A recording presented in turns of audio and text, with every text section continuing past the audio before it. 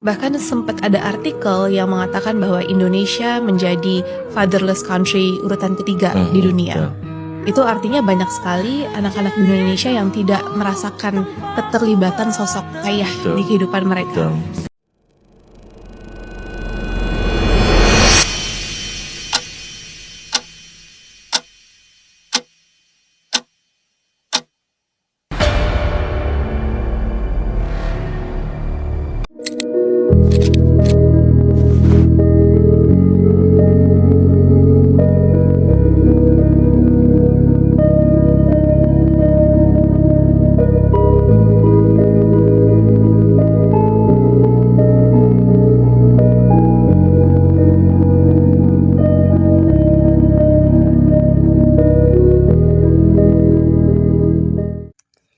Ada yang hilang di antara jeda waktu dan jarak.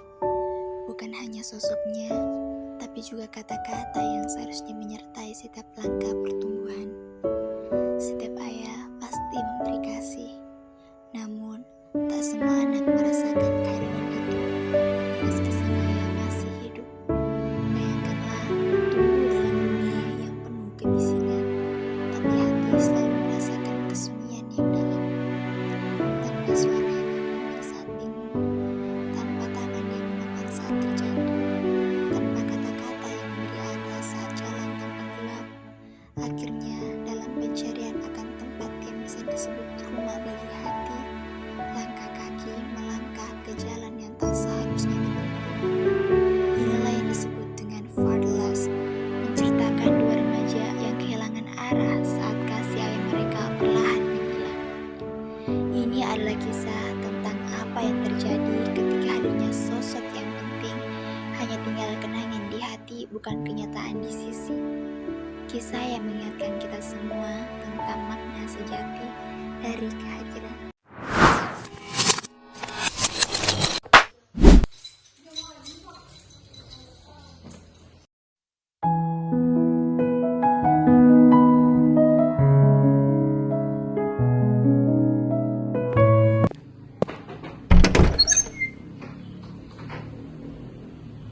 Ayah udah pulang. Ayah tahu nggak aku dapat juara lomba cerita puisi tahu? Wah, anak-anak ayah memang keren banget karena kalian sudah memberikan yang terbaik. Ayah punya hadiah nih untuk kalian. Wah, hadiah beneran ya. Iya, ini untuk kakak dan ini untuk kamu. Wah, bilang apa sama ayah? Makasih ayah, kita sayang banget sama ayah. Oh iya ya, aku lolos Olimpiade Matematika kemarin dan bakal ikut final di luar kota. Tapi biayanya tanggung pribadi, aku minta uang dong untuk biaya lomba ini. Oh, uang ya. Kalau uang, ayah belum ada. Tapi ayah akan usahakan. Nanti kalau ada uangnya, ayah kasih deh. Anak-anak ayah tidur siang. Tapi kita mau tidur sama ayah. Wah, anak-anak ayah mau tidur bareng ayah. Ayo ayah sini.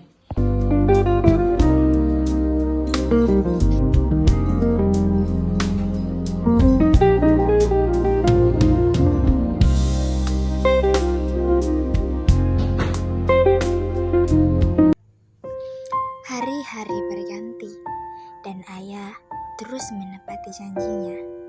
Menyambung hidup dari pagi ke pagi, banting tulang hingga lupa caranya pulang. Waktu demi waktu, ia menjauh. Bukan karena tak sayang, tapi karena terlalu mencintai hingga lupa hadir. Dan di balik tumpukan lelah itu, perlahan sosoknya memudar. Bukan hilang, hanya tak lagi terasa. Pada suatu sore, mulailah anak-anak mempertanyakan kemana sosok ayah itu.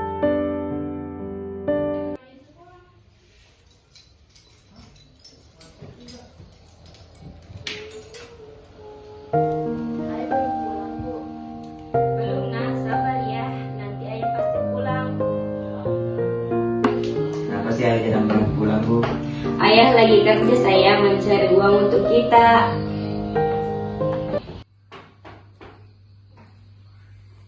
Ayah akhirnya pulang. Ayah tahu nggak aku dapat medali perunggu Olimpiade kemarin? Aku juga ayah, aku dapat juara 1 lomba cerita puisi, tahu ayah bangga sama kita. Ayah, kita main yuk. Aku pengen banget sama ayah. Ayah lagi capek, jadi main sendiri aja dulu ya. Aku juga mau main sama ayah, sekali aja bisa kan ya? Ayolah ya, masa kakak main sendiri terus? Kakak bosan main sendiri terus. Kia, Renal, ayah bilang ayah lagi capek, jadi berhenti kamu ayah. Apa? Capek kamu bilang, semua orang juga capek. Tanggung jawab kamu bukan cuma kerja ya. Kamu sudah jadi suami, bahkan sudah jadi ayah. Lihat tuh anak-anak kamu, dia cuma mau ditemani. Kamu tuh nggak ngerti, aku yang tiap hari banting tulang. Aku yang mikirin besok makan apa, kamu mah tinggal terima beres. Kamu pikir jadi istri enak? Aku di rumah mikirin besok masak apa dan ngurusin anak. Kamu pulang kerja malah apa? Malah marah. Kamu bukan cuma kehilangan tenaga, kamu juga kehilangan hati, Mas. Udah nggak usah ribut, kita main berdua aja. Yuk Kia, kita main.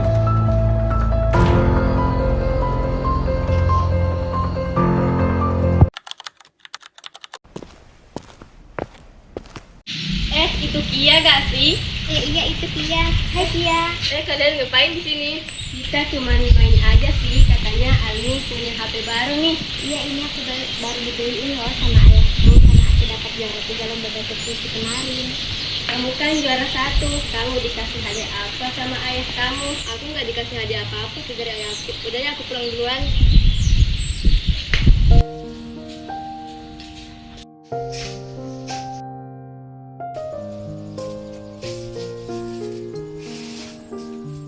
Kamu ngerasa nggak? Ayah belakangan ini kayak orang asing. Dulu dia sering peluk aku, dengerin cerita-cerita kecilku. Bangga tiap kali aku kumpul yang nilai bagus. Sekarang bahkan jarang ngobrol. Aku hanya ingin ayah bangga sama aku. Aku ngerasa deh, dia dulu jangan kita terus, tapi sekarang dia udah cukup kita. Bahkan dia udah nggak peduli. Kita nggak usah berprestasi lagi.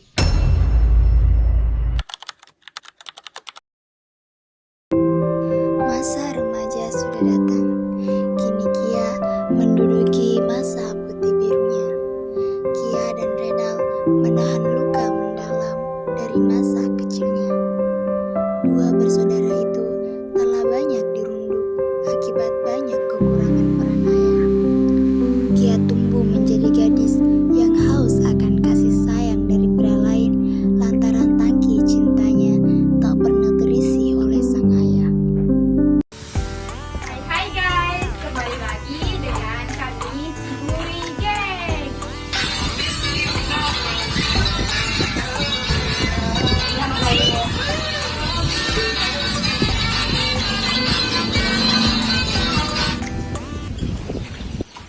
Iya, emangnya kamu masih pacaran sama Masih dong, gini-gini aku cinta sama dia. Walaupun beda 7 tahun, dia baik dan tulus.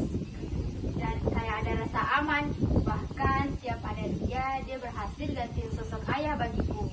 lah? Bukannya ayah kamu masih ada ya? Ya masih lah, tapi tahu sendiri lah ya, aku kurang perhatian. Begitu juga dengan kakakku. Akhir-akhir ini pacarku juga mulai aneh. Hah? Emangnya dia kenapa? Dia udah mulai maksa aku buat ngelakuin, you know lah, gitu. Lah, bukannya wajar ya? Dia kan udah effort banget sama kamu, dia udah ngasih segalanya untuk kamu, bahkan sampai hal-hal yang tidak kamu minta. Jadi pikir dong kalau kamu udah ngelakuin apa yang dia harapin ke kamu. Tapi coba pikir-pikir lagi deh, kira-kira masa depanmu terus orang kamu gimana? Orang tua ya, bahkan aku gak pernah ngerasain sosok ayah. Kadang buat aku, apa peduli mereka.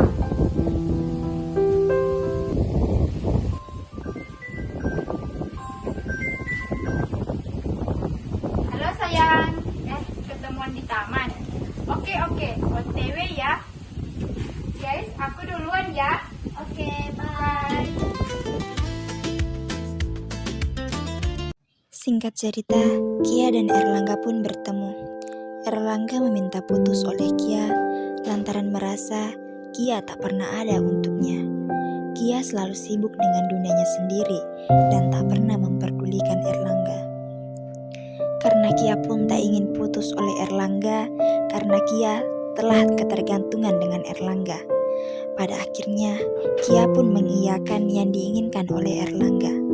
Mereka melakukan hal itu, hal yang di luar batas. Di sisi lain, Renal, kakak Kia, terjebak dalam dunia yang beda, menjalin kebebasan dalam pertemanan, bebas tetapi kehilangan arah dalam hidupnya. Pergaulan bebas menjadi pelarian bagi Renal, merundung mencari caranya dalam perhatian, juga menjadi jembatan yang membuatnya kehilangan dirinya sendiri.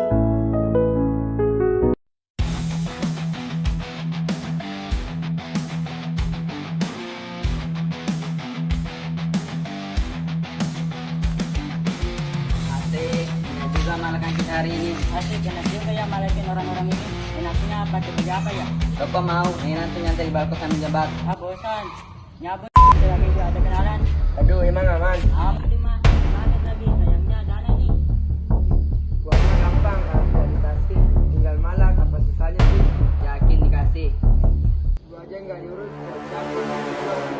Kerjaan dia, janganlah ketemu teman-teman lu.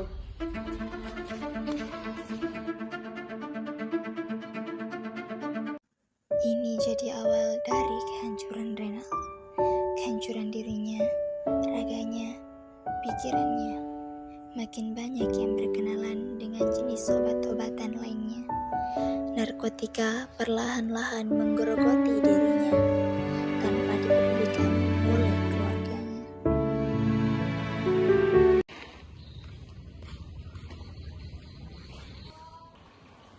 Anak-anak kalian dari mana?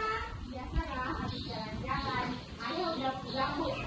Belum, kamu kenapa? Asam lambung. Kalau ada masalah cari ke sama ibu ya. Kamu dari mana? Lu mana ngerti? Dah lah, belanja aja di depan.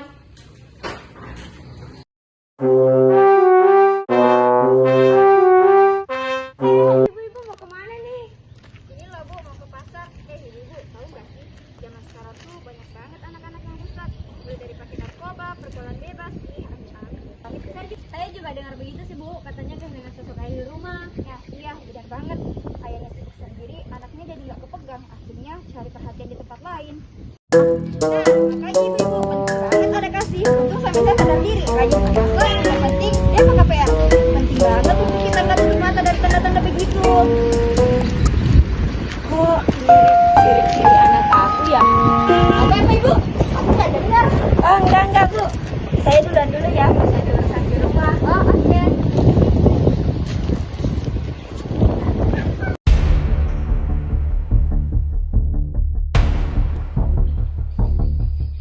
Kamu ngapain nak? Apa ini?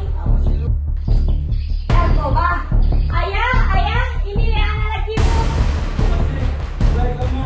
Lihat anak kecil, dia pakai obat-obatan. Lebay, apa maksudnya? Renal, saya nggak pernah ngajarin kamu kayak gitu ya.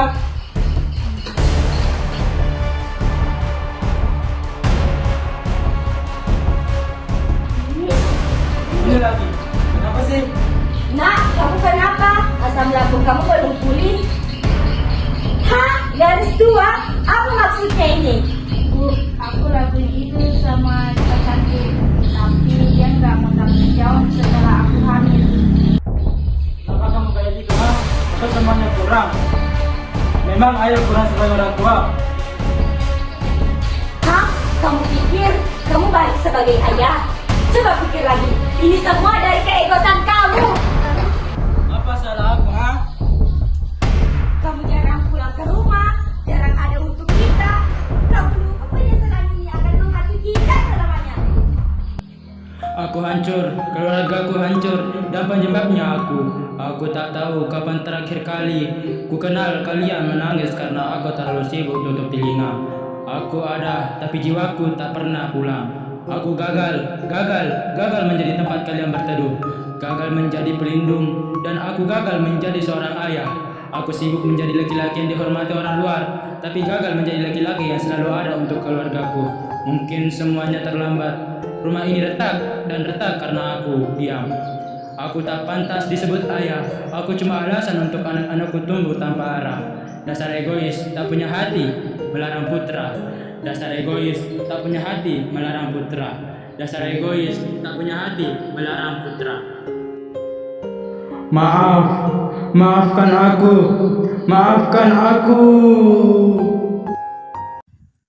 Dari kisah ini, kita bisa mengambil pelajaran bahwa pentingnya peran ayah dalam keluarga. Tanpa figur ayah, anak bisa merasa kurang arah dan lebih rentan terhadap pengaruh negatif. Salah pergaulan bisa jadi akibat dari kurangnya bimbingan dan kasih sayang dari sosok ayah. Pentingnya peran ayah dalam membimbing anak dan mendukung anak, terutama saat mereka tumbuh dewasa. Anak yang berprestasi di masa kecil bisa terjerumus ke jalan yang salah jika tidak ada bimbingan yang tepat. Orang tua harus lebih aware dan terlibat dalam hidup anak karena dampaknya bisa sangat besar. Makna dari kisah itu juga bisa jadi peringatan bahwa kesuksesan masa kecil tidak menjamin kesuksesan di masa depan jika tidak dibimbing dengan bimbingan dan kasih sayang yang tepat. Kalau ayah hanya